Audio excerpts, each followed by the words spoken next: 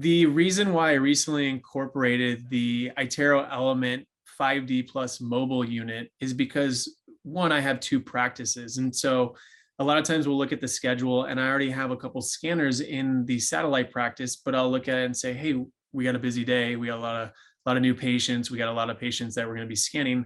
Let's bring that over. And so it travels really, really easily.